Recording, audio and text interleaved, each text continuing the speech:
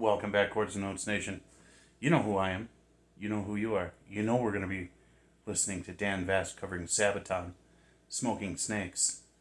Yeah. So have a seat. I invited you into my living room so we can watch this together. I'll give you a raw, honest, and unedited reaction. And if you happen to be a patron of mine, you're going to see this before anyone else does. If you're not a patron, get on over there.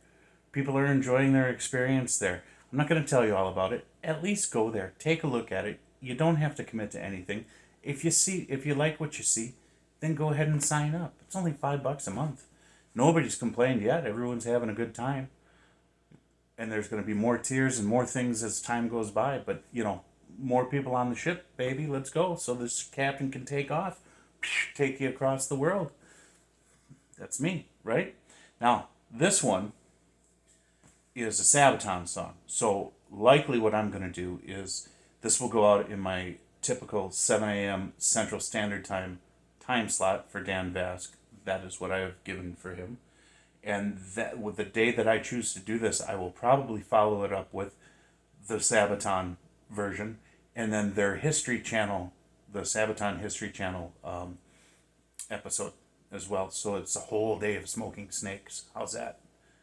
Smoking snakes? No, not those kind. We don't do that. No, it's bad. Don't. Please like, subscribe, and share. That will grow the channel. That will get him more exposure. Ways to follow, ways to tip, ways to get donation requests, and then the Patreon. All of that stuff. Take a look below this video in that description box. Enlarge it. Take the time to read it. I wrote that stuff for a reason. For you. All right. So this says, at the early stages of World War II, Brazil's neutrality didn't show signs of potential change. Okay, so Brazil was neutral for a while. Media outlets claimed it was impossible for Brazilian forces to join against the Nazi due to the lack of bellical infrastructure.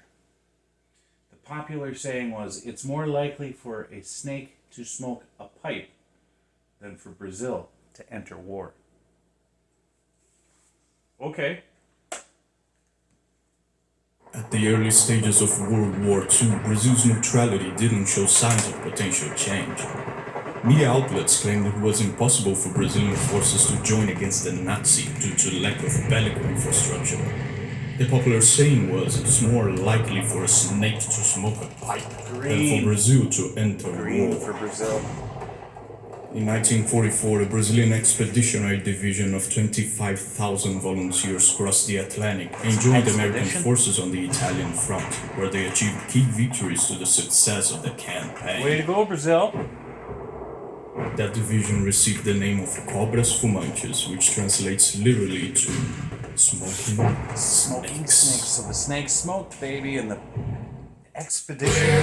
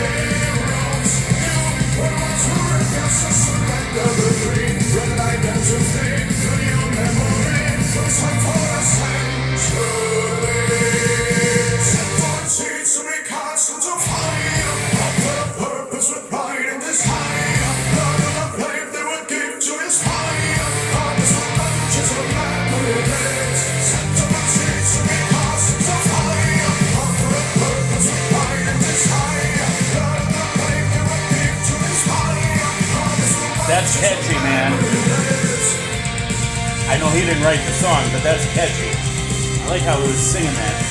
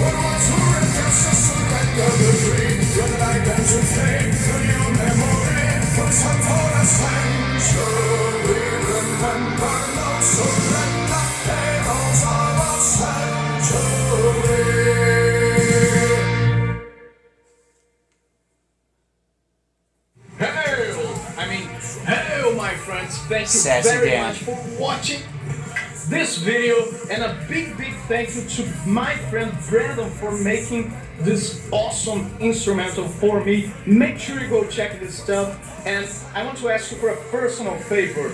Please share this with that friend of yours who loves Sabaton, and if you're here because someone shared this video with you, I would be honored to have you subscribe and be a part of this amazing community that we have. I am all about bringing you the best music every week, performed the best way I can. Thank you very much. Have yourself an epic day. Yeah, absolutely. And he is about bringing the best that he can. And he does, doesn't he? Because every song that he sings, he assumes that vocal position of the original vocalist, and he sings it in that form, in the nature that it was sung in originally, but he brings his own talent to that voice. Does that make sense? So he keeps it true to the original as much as possible. Of course, when you start talking about something like Born to Be Wild, where they transformed it into something more metal and ballsy like that, you have some deviations. But at the end of the day, what it really comes down to is him approaching the song, understanding how it's supposed to be sung, and putting himself into those vocal shoes and bringing it to life once again. And that's the beauty about a cover is, I've heard bands do cover songs where it's just kind of like, okay, yeah, they're kind of going through the motions, and it's the same notes, it's the same lyrics, it's the same rhythm, but there's no life to it, and that's what he does. He brings life, puts life into his version of the songs, and it's not about comparing his version to the original, because it's just not worth doing that. It's pointless. Okay, Dan exists in a world of his own. Is Dan doing Dan things, sometimes sassy, sometimes classy, but always epic, and he always delivers. And I think that's very important for us to remember as fans and our expectations of him. Sometimes we can get carried away, and we don't worship anyone. We certainly don't. We can have a certain amount of adoration for what they do, admiration for what they do, respect for what they do, even some awe involved in there. But at the end of the day, he's just a human being like the rest of us. And, it's not good to idolize. It just isn't. We're told not to, to worship idols. So putting it all into its proper perspective, here you have a young man who can sing, who loves metal, and who loves to bring, like he says, the epic and the power into what he's doing and present it for the world to enjoy. And I think that's what all of us are doing. We enjoy what Dan does for us each and every time that he produces, creates a video and puts it out there for us.